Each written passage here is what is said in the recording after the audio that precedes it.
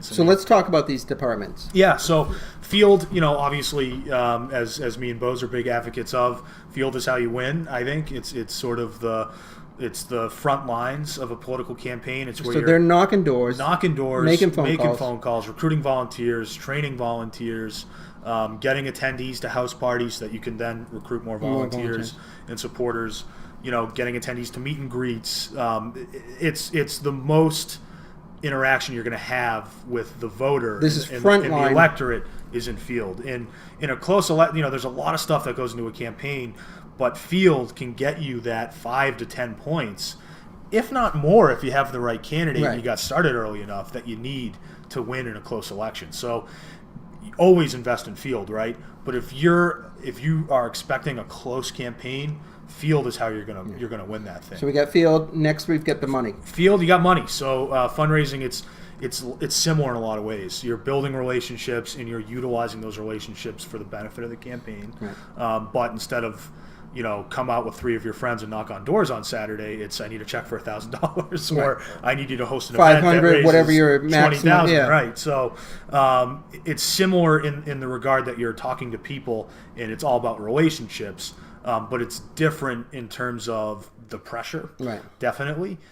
because if you're in the finance space on a campaign, everyone's paycheck is basically coming from what you do, and the money that you can then use to hire more field staff or get that extra mailer out or get an ad out on radio or TV, that's all coming from what you're doing. So it is, all aspects of a campaign are definitely pressure cooker type situations, but finance in particular it's difficult, and it's particularly if you're if the dynamics of the campaign are such that you're having a tough time raising money. You're running uphill. We're running uphill. And, in Massachusetts, it is a very strict reporting cycle. Every 15 days. You got to tell them how much you got. You got to tell them how much you got and how much you spent. Right. And, so every 15 days is a mini GOTV. Right. In a lot of ways. Which is a weird experience because you try to raise as much money as you can, and then you reach a point at the campaign where you're just spending it all. Because you get down to the last day, you're giving away the house at the end. It's all over. There should be nothing in nothing left. So it's great though. I mean, I got to know some really great people doing fundraising over the years. It's definitely a different world. I will say the food at a fundraising event much better, definitely much better than a field event. Than the pizza and donuts. Right, exactly. But steel donuts. But so and you're also thinking.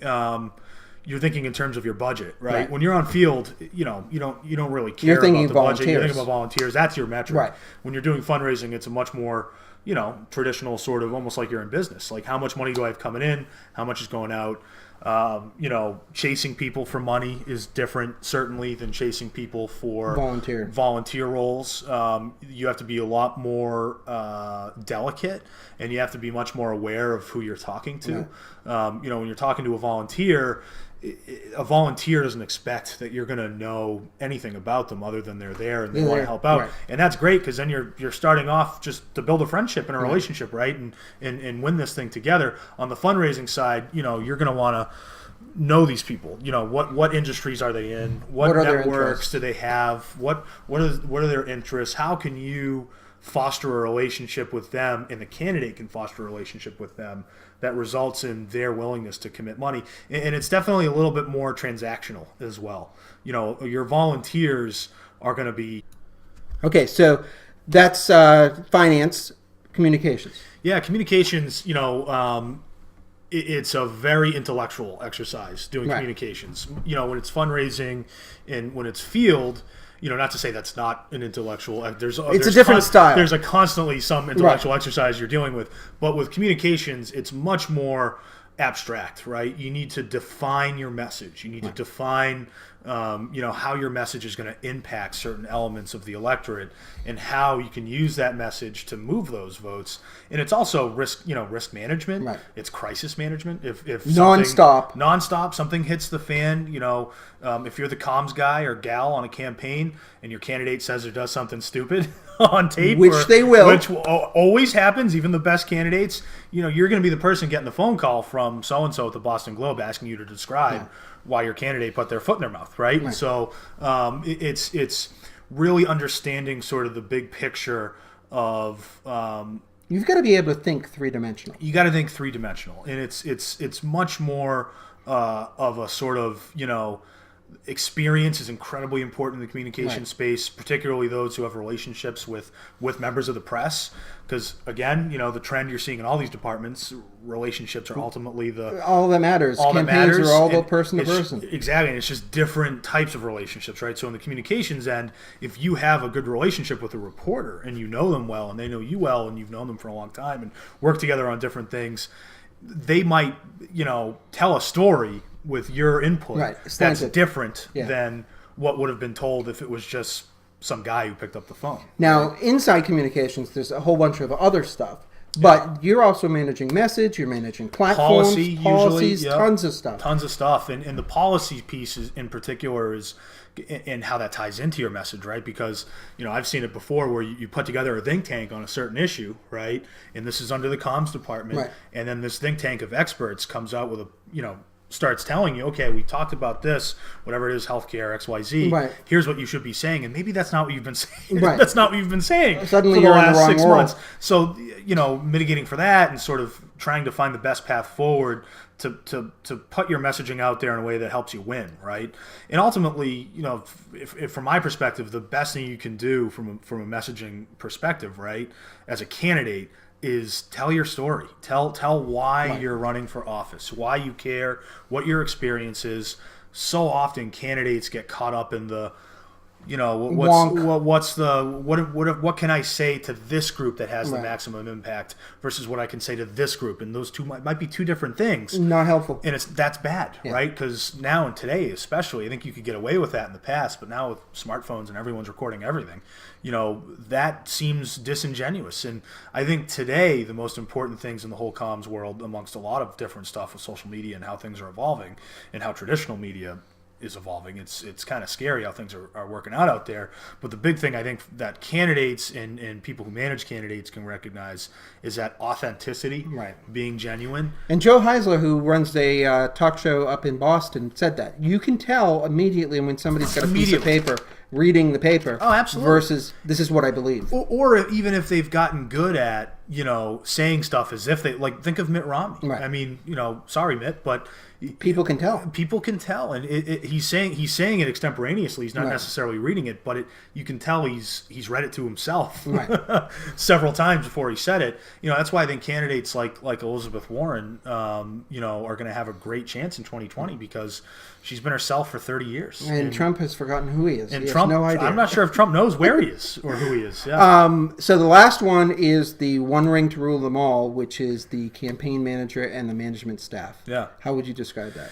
So I think campaign manager is definitely the most stressful job for obvious reasons. Finance director being a close number 2 on a campaign, because ultimately it's your name out there, right? Mm-hmm. It's your vision, it's your strategy, obviously coordinated with the candidate. Yeah, right. And you're the second in command. But you're the second in command. You're the most accountable person on the campaign next to the candidate. And so, I think similar to some stuff, some of the stuff we've already talked about, there is an element to it that is just about relationships and sort of fostering those relationships.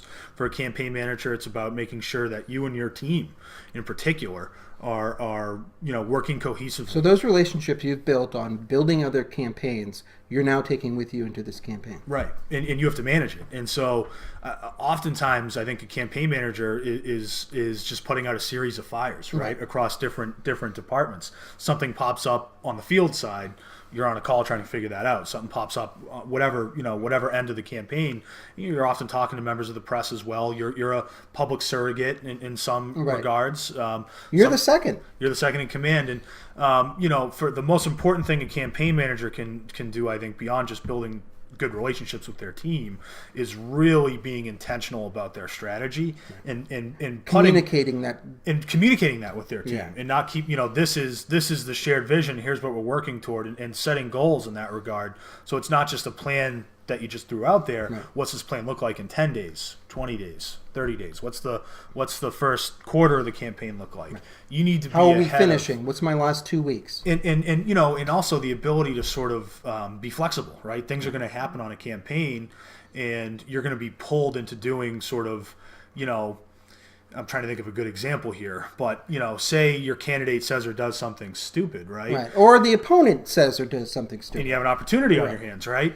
You need to be able to turn your operation around on a dime, right? In some cases, to take advantage of that opportunity, or to put out a fire that could be a problem for your candidate. And so, you know, that means maybe changing your vote builder scripts, right? It means changing your talking points, changing your messaging, doing right? An ad buy when you didn't want doing one. an ad buy when you didn't want one, putting the mailers in, and ultimately the campaign manager is the person most stressed out about money, right? Because So they have to piece it all together. The core is field, finance, communication, Operations would go under management. Probably. Yeah, I think because, and this is why we need to mention that trying to move things inside a state or nationally, not easy. Trying to move things around a local campaign, not easy. So you need to be able to have the ability to pick up signs, drop off signs, get food for people. There are so many things that a campaign manager and his operation team or her operation team are working on that you could lose your mind.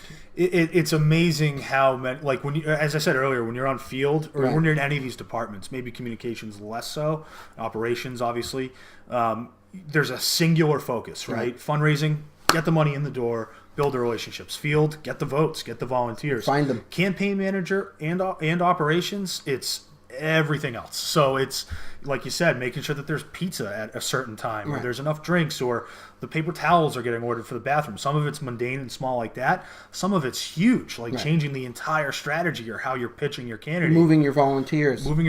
Putting a big ad buy out there. You know, so there's the best campaign managers are usually people who've seen a campaign from all different sides. Right. They have some experience in field, they have some in fundraising and in communications, and they've done some operations work and sort of putting that together. And someone who can see the big picture and work toward it.